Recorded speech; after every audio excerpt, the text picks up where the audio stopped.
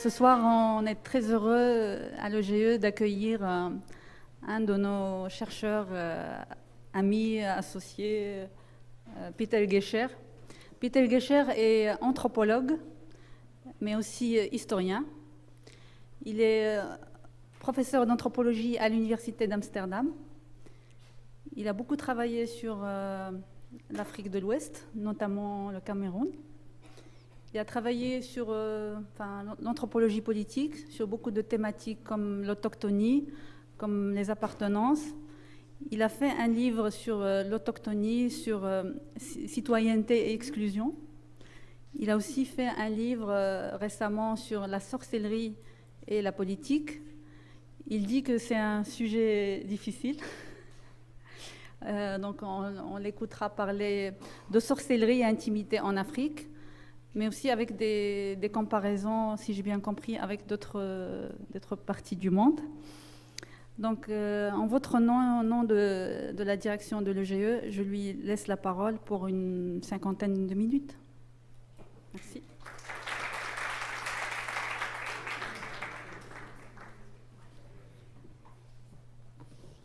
Bonsoir.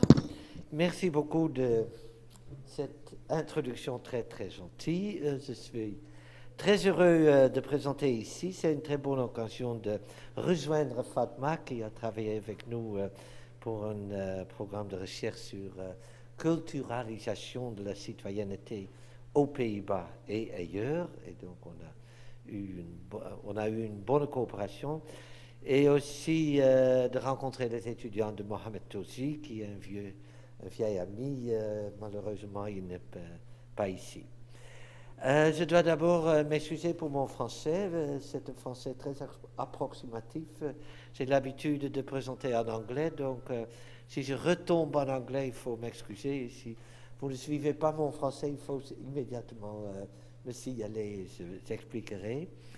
En outre, je m'excuse que le PowerPoint est aussi en anglais, mais Fatma a dit que le je prononce bien, que le est bilingue et que vous tous parlez l'anglais, donc vous pouvez le lire aussi sans doute. Et si moi je vais le traduire en français, le résultat pourrait être un peu désastreux. Donc, le thème que Mohamed et Fatma ont choisi pour moi, ce n'est pas le thème que j'aurais choisi moi-même, je dois avouer. C'est un thème très, très compliqué, surtout d'en parler en dehors de l'Afrique sous-saharienne, c'est encore plus difficile. D'abord, la sorcellerie, c'est un terme très, très difficile. C'est un terme européen, on va en parler peut-être plus dans la discussion. C'est un terme européen qui est souvent une très mauvaise traduction des notions locales. Donc c'est une traduction qui fait quelque chose, qui donne des associations nouvelles. Le problème est que le terme est approprié partout au monde, pas seulement en Afrique, mais certainement en Afrique. Donc, beaucoup d'Africains parlent maintenant de sorcellerie, de witchcraft. Donc, c'est très difficile si on veut écrire sur des problèmes autour de la sorcellerie, d'éviter ce terme, mais il faut souligner toujours que la traduction ici, c'est problématique. Il y a des problèmes de traduction, donc on y reviendra. D'autre part, si on ajoute en Afrique, sorcellerie en Afrique, c'est encore plus difficile parce que un titre comme sorcellerie en Afrique, ça risque de confirmer les préjugés les plus laids sur l'Afrique. L'Afrique comme cœur de ténèbres, l'Afrique comme primitif, comme pré-moderne, comme etc. Donc, je suis bien heureux que Fatma a souligné que je veux surtout discuter ce sujet dans un angle comparatif. Donc, ce que j'essayerai de montrer, j'espère que je vais réussir, c'est que je vais montrer que les craintes et les doutes qu'on exprime en Afrique en termes de sorcellerie reviennent partout au monde, que ce sont des problèmes humains généraux, qu'on on peut l'exprimer en sorcellerie ou dans d'autres termes, mais que c'est pas seulement l'Afrique n'est certainement pas exceptionnelle à cet égard. Et d'autre part qu'une lecture par la sorcellerie de ce que c'est l'intimité, la socialité, peut donner des perspectives alternatives qui sont clarifiantes pour les anthropologues, mais aussi pour les sciences sociales en général. Donc, les notions courantes sur intimité, sur ce que c'est la société, ça vaut la peine de les reconsidérer par les lunettes de la sorcellerie. Et comme ça, j'espère vous montrer des aspects qui sont souvent négligés, des aspects cachés.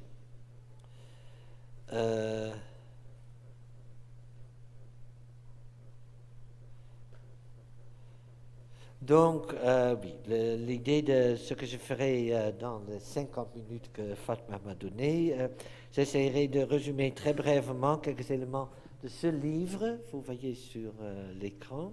C'est un livre que je viens de publier chez University of Chicago Press aux États-Unis. Et je ne sais pas si vous reconnaissez la couverture, vous avez une idée, c'est une peinture de qui, vous avez une idée, quelqu'un reconnaît? C'est un écrivain qui habitait tout près du Maroc, il n'est pas du Maroc, mais tout près, c'est Goya. C'est l'écrivain espagnol, le peintre, c'est le peintre espagnol Goya. Bon, c'est pas important, mais ce que je veux souligner, déjà, c'est pas une peinture de l'Afrique, donc c'est une peinture sur l'Espagne. Goya a fait une série de peintures qu'il appelle la peinture noire, qui sont très très choquantes. Ce sont des fantasies assez sombres, très très déprimantes. Ici, c'est une partie de ce qu'il appelle le sabbat des sorcières. Donc, c'est la première fois que je suis heureux avec une couverture de livre de moi. En général, les éditeurs te donnent des couvertures qui sont terribles, mais cette fois-ci, je suis très heureux parce que ça montre très bien que ce n'est pas seulement en Afrique que des notions comme ça jouent, que c'est quelque chose presque universel. Ok, je comprends que je suis le seul anthropologue dans la salle, je crois, parce qu'il n'y a presque pas des anthropologues au Maroc. Ah, il y a notre anthropologue. Ah, pardon? Bon, ben là, vous êtes déjà anthropologue, donc peut-être vous ne connaissez pas encore si bien les habitudes des anthropologues. Les anthropologues aiment toujours raconter des histoires, à ne pas généraliser, de ne pas commencer par la théorie, mais de commencer par des histoires. Donc, je crois que le meilleur point de départ pour m'aventurer dans ce sujet difficile, ce sera de raconter un peu comment j'ai commencé à étudier la sorcellerie, pourquoi j'ai étudié la sorcellerie. C'est presque pas un choix de moi-même. Je veux souligner que lorsque je partais pour la première fois au terrain au Cameroun, je crois qu'il y a un plan de Cameroun. Oh, ça ne fait rien. Oui. Voilà le Cameroun. J'espère que vous pouvez vous imaginer, donc c'est une partie de l'Afrique. À gauche, il y a Nigeria, au-dessous, c'est Congo-Brazzaville, donc c'est dans le coin de la golfe de Bénin. Je suis parti au Cameroun pour la première fois en 1971, donc ça fait plus de 40 ans, il y a longtemps. Lorsque je partais, je n'avais pas du tout l'idée d'étudier la sorcellerie. C'était un anthropologue politique. Je voulais étudier la politique. Ce que je voulais faire, c'est étudier, à l'époque on parlait de local level politics, donc je voulais étudier la politique au plan local, dans le village, par rapport à le contexte politique plus large, par rapport à le niveau national, par rapport à la décolonisation, à la création d'un État moderne, un État post-colonial, comment ça effectuait les rapports au plan local, les rapports au niveau du village. Lorsque je suis entré dans le terrain, il y avait immédiatement deux problèmes que je n'avais pas prévus. Le premier problème était que le Cameroun était un État très autoritaire. Il je crois que le Maroc s'intéresse maintenant beaucoup pour l'Afrique subsaharienne, donc vous serez tous familiers avec ce qui se passe en Afrique subsaharienne. Depuis 1990, on a eu démocratisation partout, mais avant 1990, c'était des États très très autoritaires, des États à parti unique, très autoritaires, donc on ne parlait pas de la politique. C'était très dangereux de parler de la politique. La politique, c'était quelque chose pour les grands, les gens du village, les gens de la rue ne devaient pas s'occuper de la politique, et étrangers, certainement pas. Donc, j'étais presque immédiatement sur la liste noire des services de renseignement, parce qu'un anthropologue qui veut parler de la politique, on n'en avait pas besoin, donc les gens avaient un peu peur de moi. On pouvait parler de la politique à l'intérieur du village. Là, c'était la politique du village. Ça, c'était pas un sujet sensible. Mais mon problème devenait rapidement que toujours quand je voulais parler de la politique, quand je voulais parler des conflits politiques, les gens se référaient au monde, commençaient à parler de djambe, c'est un mot en Maka, c'est un mot local, un terme local. Ces notions qu'on traduit toujours maintenant par la sorcellerie. Le djambe devenait donc une sorte de monde caché derrière la politique de quotidienne, derrière tout ce qui se passait dans le quotidien, le conflit entre chefs, le conflit entre différentes sections du village. Derrière, là, il y avait ce monde nocturne, les rencontres nocturnes dans le djambe. Donc, c'était guère possible d'étudier la politique, certainement c'était aussi impossible d'étudier la politique moderne sans se rendre compte de ce monde de djambe, et c'est comme ça qu'a commencé ma descente dans le djambe. C'est peut-être utile de esquisser très rapidement ces termes. Djambe, donc, on traduit maintenant par sorcellerie, witchcraft en anglais. On parle beaucoup du Djambelenjau, et là je parlerai plus de cette notion, Djambelenjau. Djau, c'est maison. La sorcellerie de la maison, la sorcellerie à l'intérieur de la maison, c'est la sorcellerie la plus dangereuse. Donc, les formes les plus dangereuses du Djambe se trouvent à l'intérieur de la maison, et là, vous voyez déjà, je rejoins le deuxième thème de intimité, c'est la sorcellerie. La sorcellerie qui attaque de l'intimité, qui est la plus dangereuse. Les sorciers sont censés ceux qui développent leur djambe. Le djambe, ça habite dans le ventre de quelqu'un. Certains prennent la peine de développer leur djambe, et ça leur donne toutes sortes de potentialités nouvelles. Le djambe donne des pouvoirs inédits, des pouvoirs dangereux, mais des pouvoirs très très importants. Ça te donne le pouvoir de sortir de ton corps. Donc dans la nuit, les sorciers, les djinjam, ceux qui ont le djambe, peuvent quitter leur corps, peuvent se transformer en esprit et s'envolent au shumbu. Shumbu, c'est l'autre terme central. Shumbu, c'est la rencontre nocturne où les sorciers se rencontrent. Le shumbu, c'est ce qui hante l'imaginaire des Makas, ce qui hante l'imaginaire des gens du village, pas seulement du village, aussi de la ville. C'est cette rencontre nocturne des sorciers, parce que c'est là que les sorciers ou les sorcières, c'est mâle ou femelle, les hommes ou les femmes, ils trahissent leurs propres parents, ils ont le pouvoir sur leurs propres parents, et ils donnent leurs parents aux collègues sorciers d'extérieur. Donc, vous voyez comment la problématique, vous voyez l'ambiguïté, le djambe, il est dedans, ce sont les sorciers qui trahissent leurs propres parents, mais il est aussi à l'extérieur, il est ouvert vers l'extérieur. La nuit, on rencontre des gens d'ailleurs, et c'est une sorte de pacte de délivrer les propres parents aux collègues externes. Ok, je vais avancer d'abord. Ici, vous avez un peu de... Ici, c'est le village Maka. Ici, c'est la route. Donc, la route, on en parlera après, mais c'est le signe de progrès. Maintenant, c'est toujours une piste où je travaillais surtout.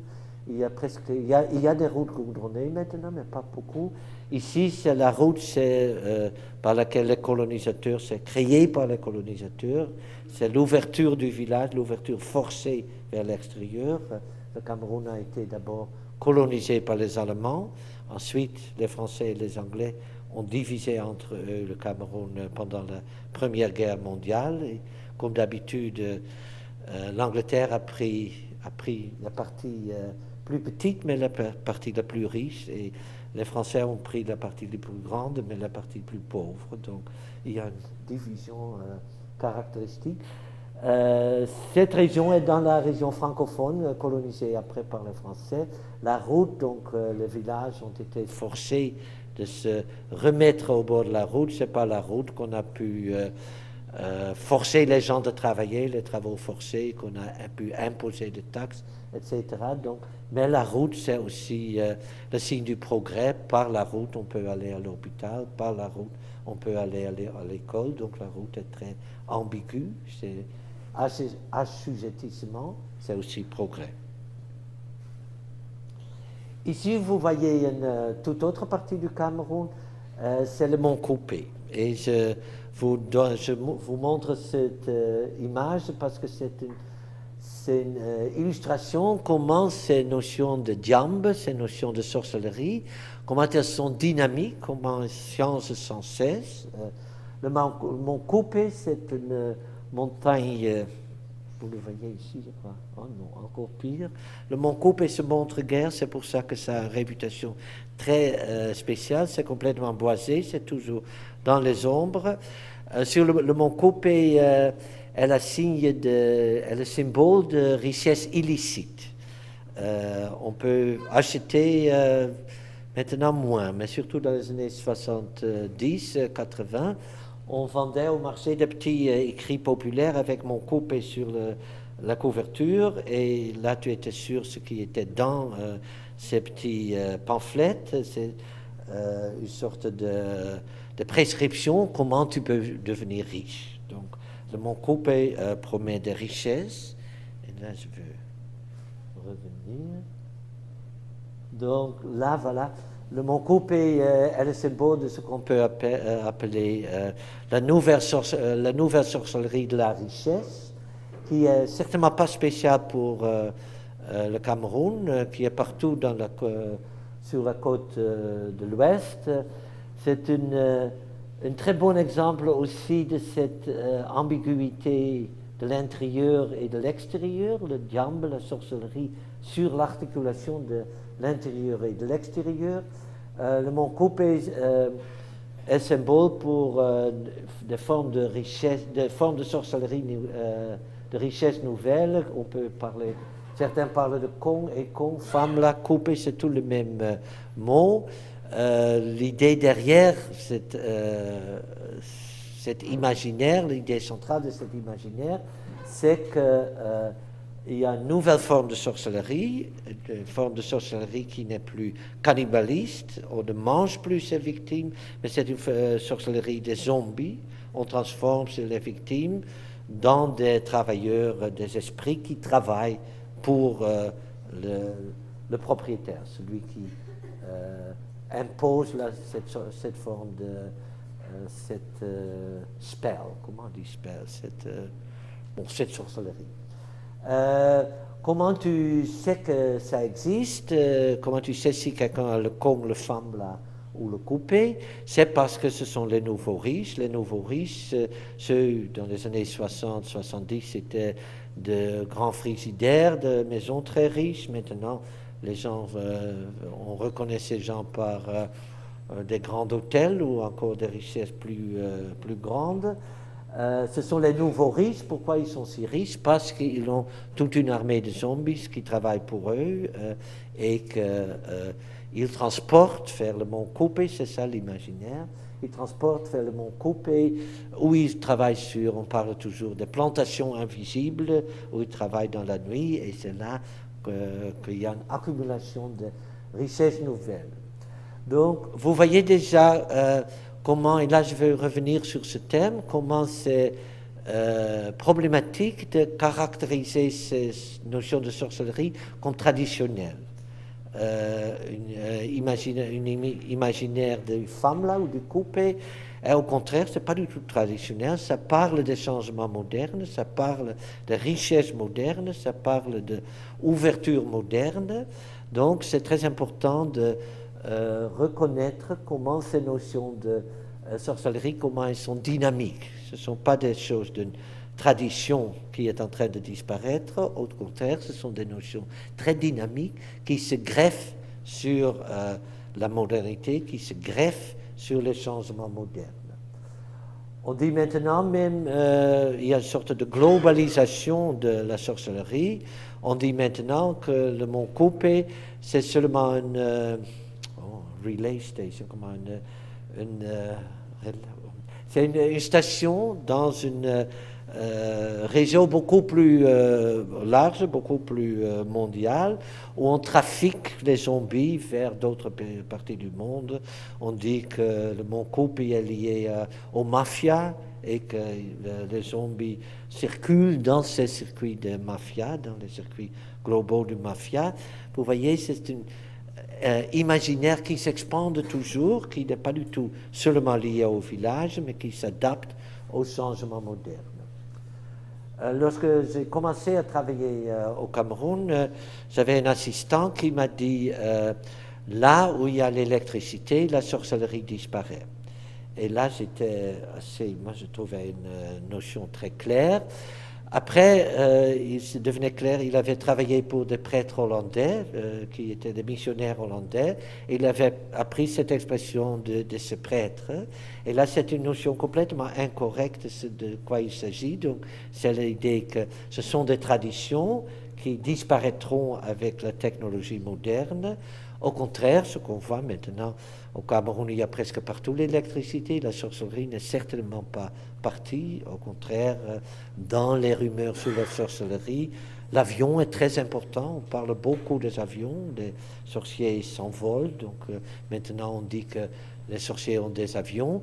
Donc il importe, si on veut comprendre pourquoi ces notions sont tellement résistantes, pourquoi elles continuent à être si importantes aujourd'hui, reconnaître leur dynamique, leur façon de s'adapter aux changements modernes.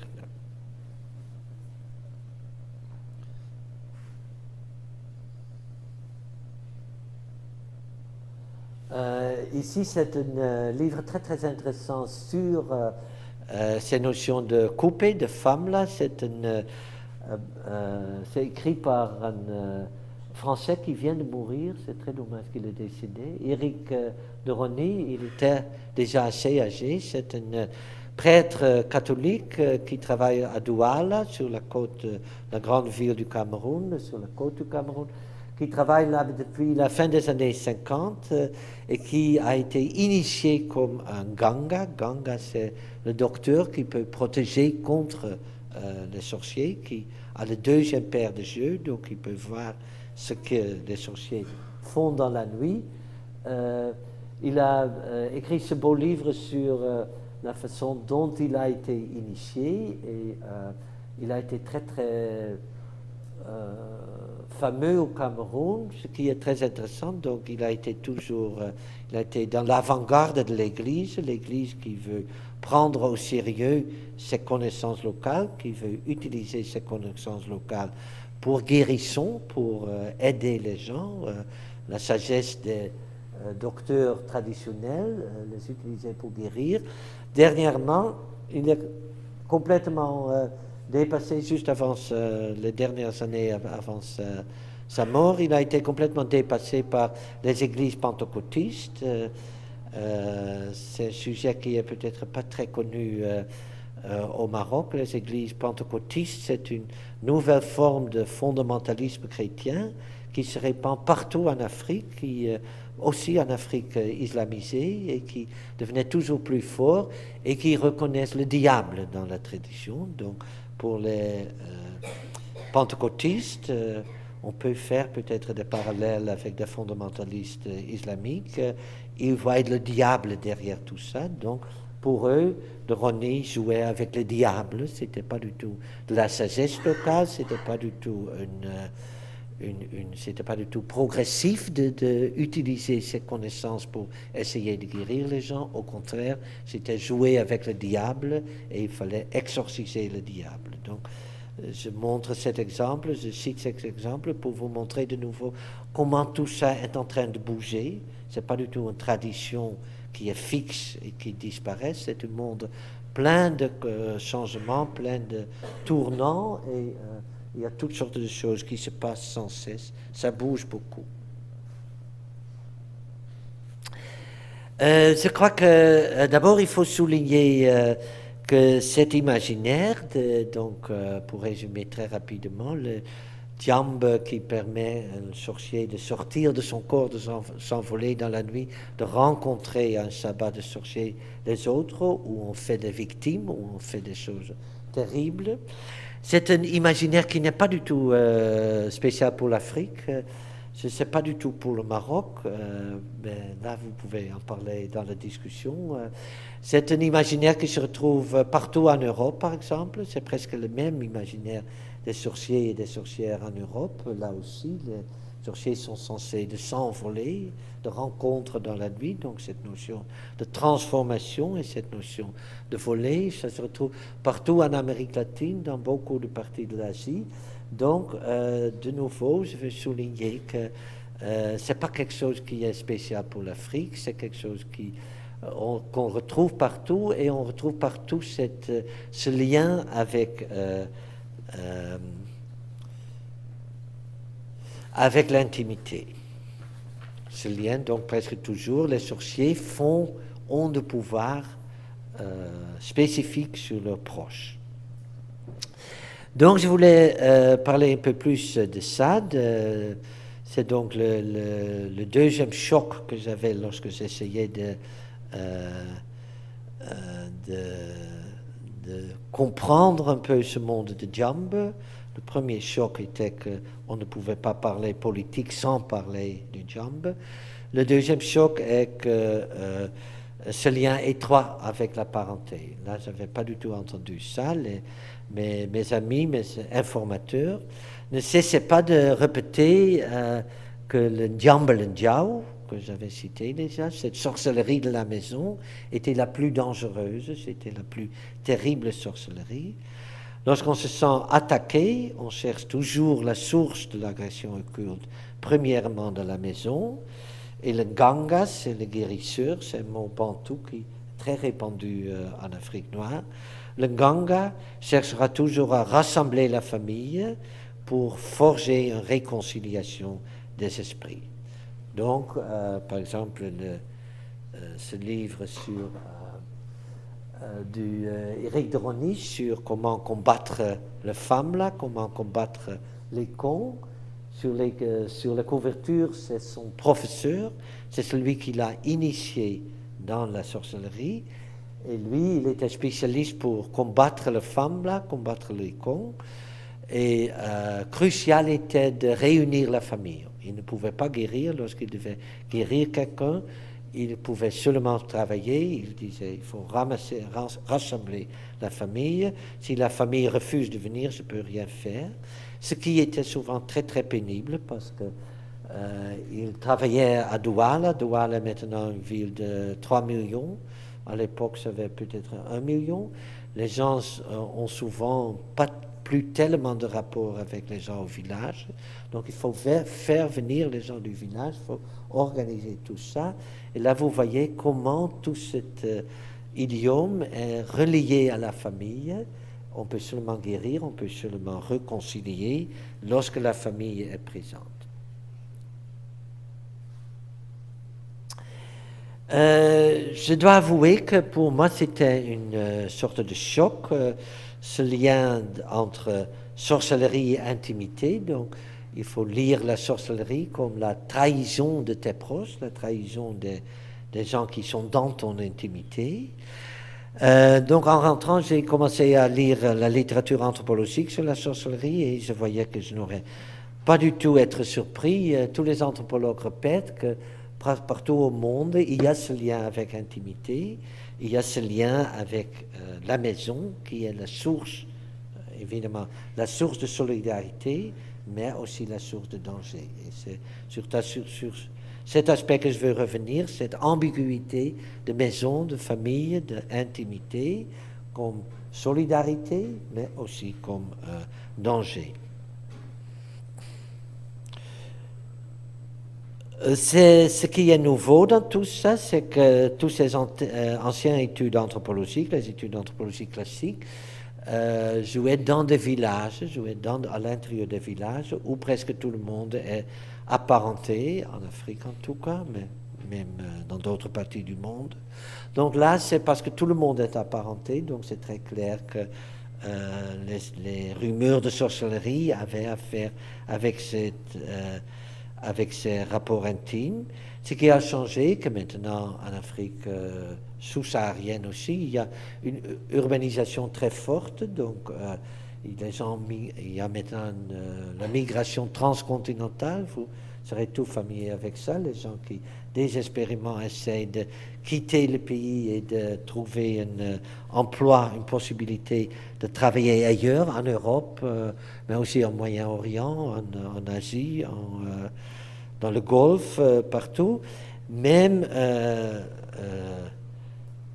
ça je reviendrai sur ça, même cet élargissement des rapports sociaux, donc urbanisation, migration transcontinentale, il y a toujours le lien étroit entre sorcellerie et parenté. Le femme là, le couple est maintenant devenu quelque chose de global, il y a une circulation des zombies mondiale.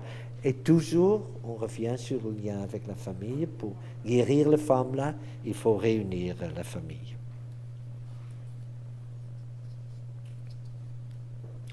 Ok.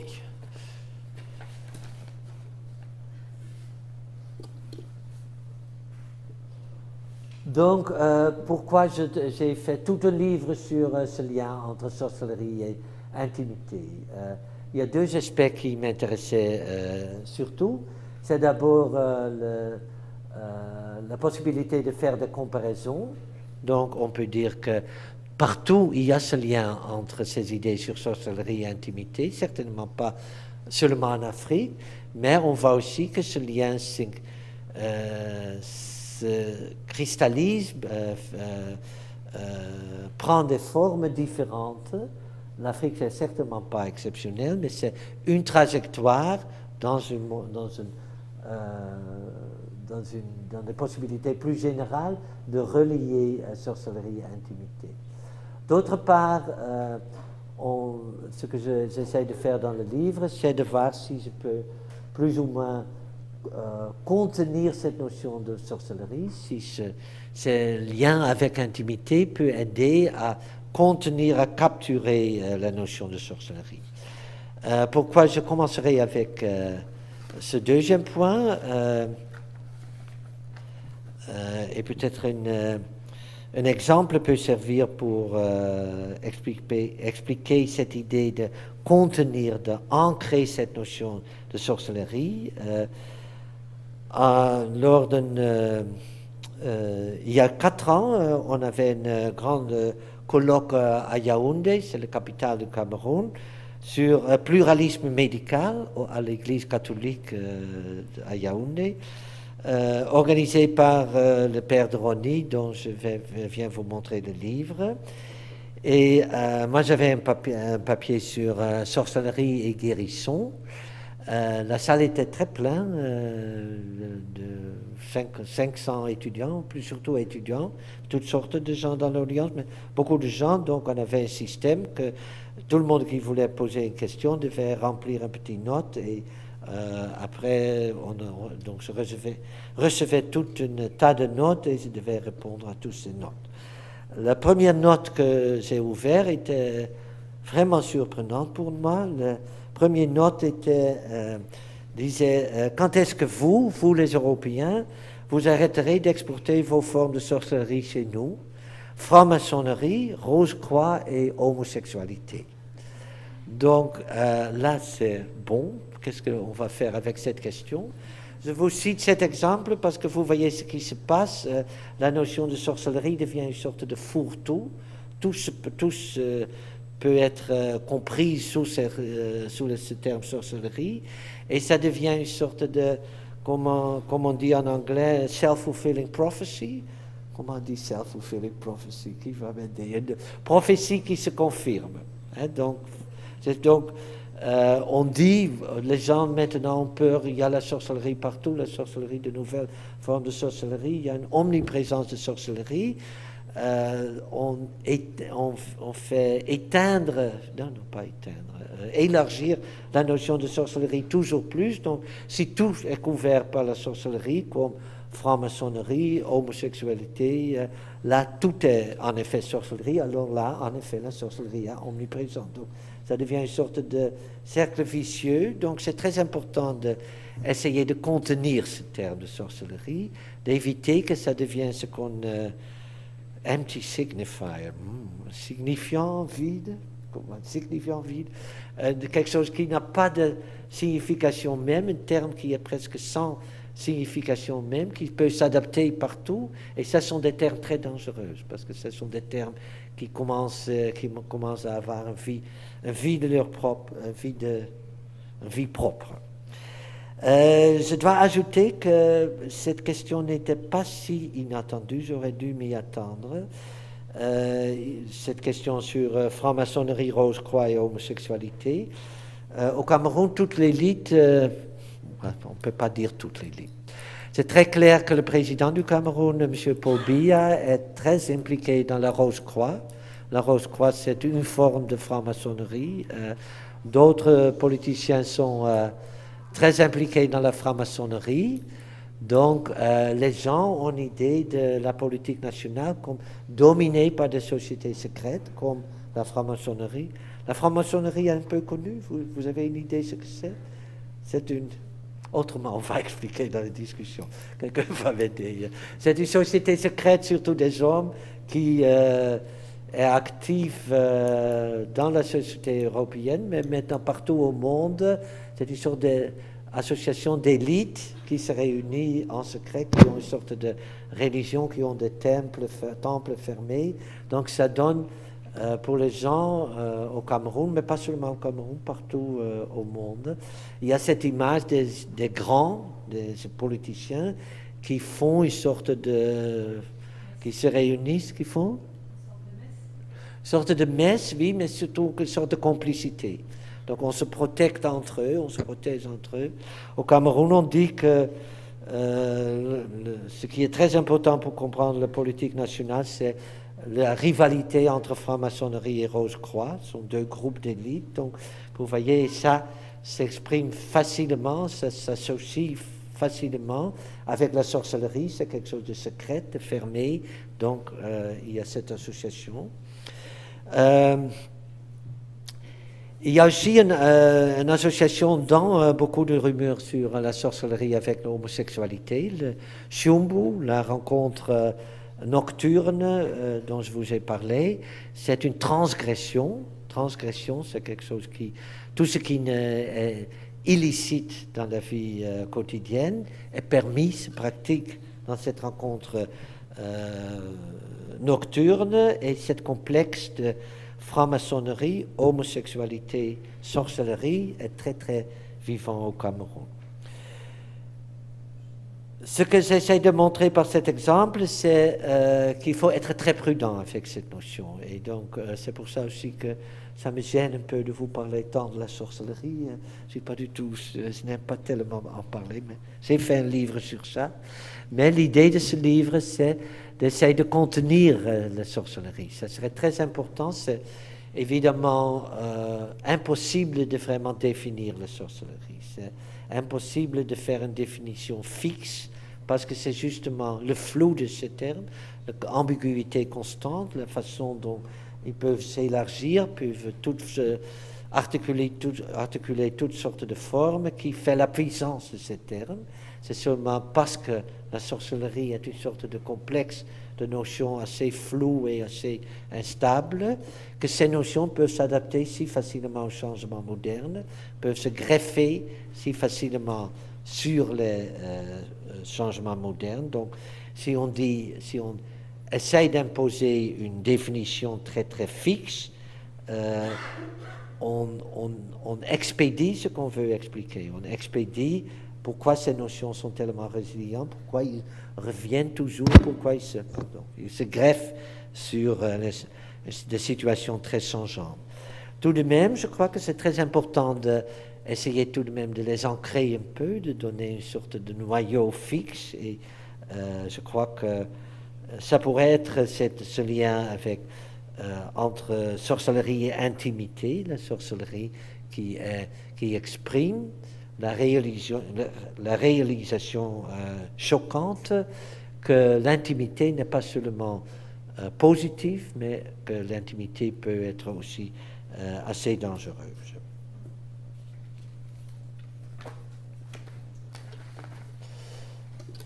Bon, l'autre idée est donc qu'on peut... Tu me donnes encore combien de temps?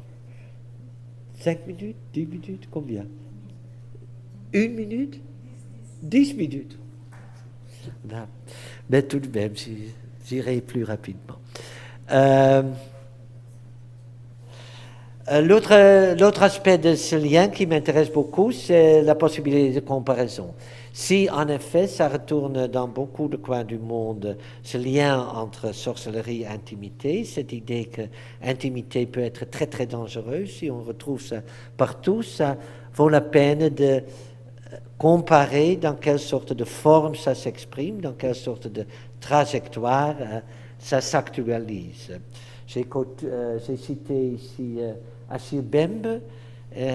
Personne connaît Achille Mbembe ici, c'est un Camerounais qui est devenu très très connu aux États-Unis, qui est vraiment un star des sciences sociales maintenant, un star des sciences des études postcoloniales. Ça vous dit quelque chose? Lorsqu'on parle de postcolonialité pour l'Afrique, on parle d'Achille Mbembe.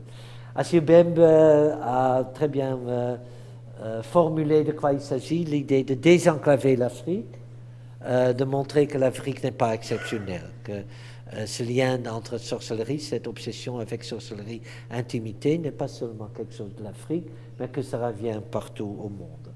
Donc j'ai fait quelques chapitres comparatifs en Brésil avec les religions africaines, les religions qui se disent africaines au Brésil, le candomblé. Et c'est très intéressant de comparer les idées qui, au XIXe siècle, en Brésil aussi, étaient caractérisées comme sorcellerie, sont devenues des religions très très respectées.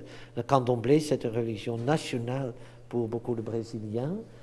Pourquoi la sorcellerie en Afrique devient toujours plus péjorative, toujours plus négative, et pourquoi ça se réalise, ça se développe comme une sorte de religion très respectée en Brésil. Il y a Mélanésie et Java, mais je veux surtout parler maintenant de l'Europe.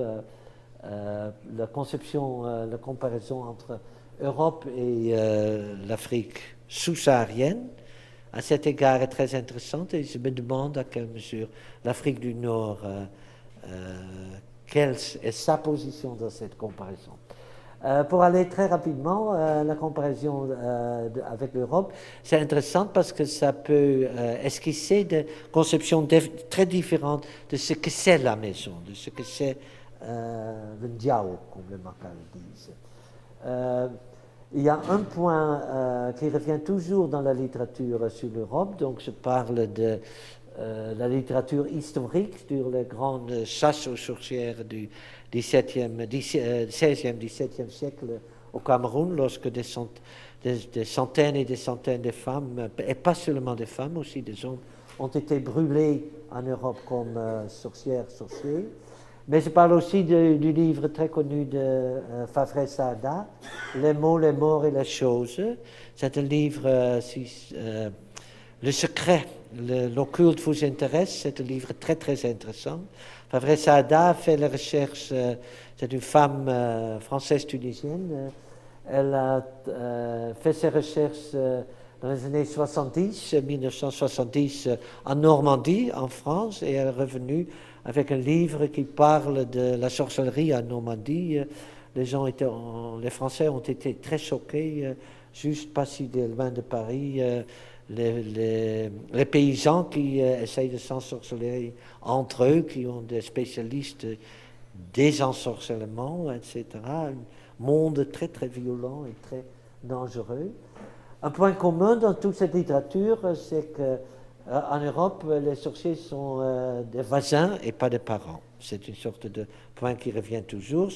Il y a l'intimité, mais c'est l'intimité avec les voisins, c'est pas l'intimité dans la maison. Pardon, je m'excuse, il y a une faute. Bon, on revient à ça pour la conclusion. C'était déjà dans la conclusion. J'irai très vite, je dois terminer. Donc, ce qui est intéressant lorsqu'on regarde de plus près, c'est peut-être pas un contraste entre Afrique, parenté, Europe, voisinage. Ce sont des conceptions très différentes de ce que c'est la maison. Pour Favre Saada, par exemple, et aussi dans la littérature historique, un neveu qui habite en dehors de la maison, qui habite dans une autre ferme, est devenu un voisin. C'est pas un parent, c'est un voisin. Et donc, ça reflète une conception de la maison comme très fermée, comme très bien définie, très localisée. Une fois que tu quittes la maison localisée, tu deviens voisin, tu n'es plus parent. À cet égard, eh bien, c'est très clair que la maison, dans beaucoup de sociétés africaines, c'est complètement différent. Ce qui frappe, c'est l'énorme élasticité de la maison. Urbanisation, j'avais des exemples plus concrets, mais je dois aller plus rapide.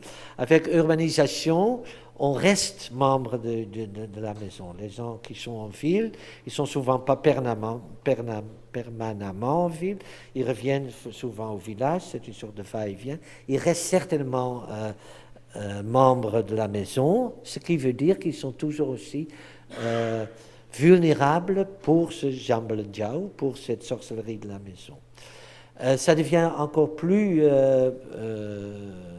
frappant avec la globalisation, avec la migration transcontinentale. Donc vous voyez au Maroc aussi beaucoup de résultats, les Africains qui veulent à tout prix quitter leur pays et arriver en Europe ou dans le Golfe ou partout.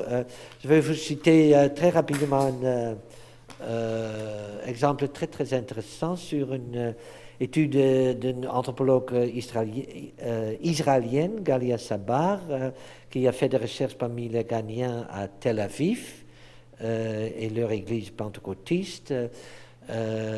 Israël, après la fermeture de la frontière avec la Palestine, a besoin évidemment de main-d'œuvre bon marché. Donc, depuis le mur avec le West-Bank et avec le Gaza, il y a une immigration assez forte en Israël de Chinois, des Latinos, mais aussi des Africains. Donc, il y a des églises pentecôtistes africaines ghanéennes à Tel Aviv. Autour de 2000, il y a une crise partout. L'Israël essaie de faire sortir les gens sans papier d'Israël. Et elle note, le Galia Sabar, cet anthropologue, note que ces informateurs et ces informatrices commencent à se complaindre de téléphonades fâchées, de téléphonades toujours plus dangereuses de chez eux, qui les rendent malades. Le téléphone de la maison devient une sorte de menace qui peut rendre malade. Elle a des citations très fortes. Les rabbis, les prêtres juifs, pour aller vite, s'occupent tellement de l'Iran et de l'Irak qu'ils regardent seulement vers l'Orient. Ils laissent la mer toute ouverte et c'est ainsi que les mauvais esprits peuvent maintenant entrer.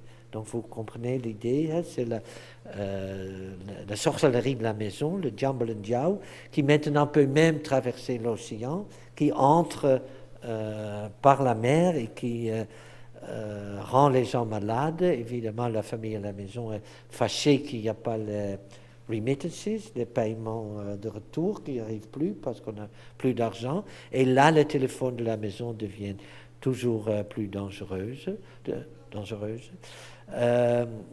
J'ai été frappé toujours que beaucoup de mes amis camerounais qui ont réussi à entrer en Europe sans cesse leur numéro de téléphone.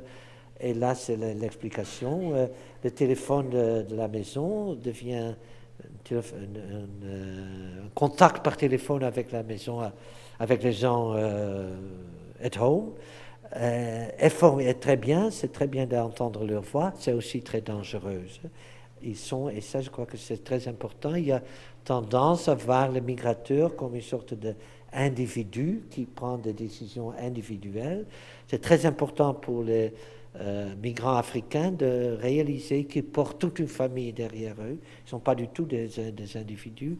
Ils sont toujours membres de la maison et ils portent toute une maison sur leur dos. Eh bien, rapidement, les conclusions. Je crois que tous ces exemples peuvent illustrer, c'est le titre de notre livre de moi, Modernity of Witchcraft, qui a été beaucoup critiqué. Modernité de la sorcellerie, ça semble être une sorte de contradiction. Je crois que je tiens toujours à ce titre.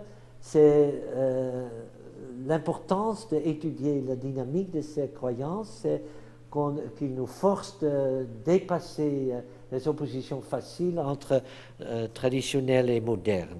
Et là, je crois que c'est très important pour les étudiants et je aussi. On a toujours tendance facilement à parler de tradition et modernité comme si ça va de soi. Le sens profond des exemples que j'ai cités, c'est que ça montre que ce n'est pas du tout si clair ce qui est traditionnel et ce qui est moderne. Ce qui semble être traditionnel, la sorcellerie comme quelque chose qui disparaîtra avec l'électricité, ça ne va pas du tout. C'est la sorcellerie qui s'adapte, qui se modernise, qui prend des formes modernes, qui intègre des formes de technologie moderne, et ça vaut dans beaucoup de sens. C'est pas un discours qui est backward-looking, qui regarde vers arrière, on peut dire ça. C'est un discours qui est forward-looking, qui est dirigé vers le futur. C'est un discours qui essaie de comprendre les changements modernes, de se relier aux changements modernes. J'avais encore un... Non, ça c'est pas intéressant. 1 minute. Donc, dans ce sens, je veux citer un article que j'ai fait jamais sur Witch Doctors in African Politics, Spin Doctors in American Politics. Vous savez tous ce que c'est Witch Doctor, je suppose, le féticheur. Si on traduit en français, le titre n'est plus si humoristique. Spin Doctors, ce sont les experts de publicité qui sont très importants derrière le président américain, surtout, mais maintenant, de plus en plus, tous les grands politiciens ont leurs Spin Doctors. Ce qui est très intéressant, c'est qu'il y a des parallèles frappants. Tout le monde sait que...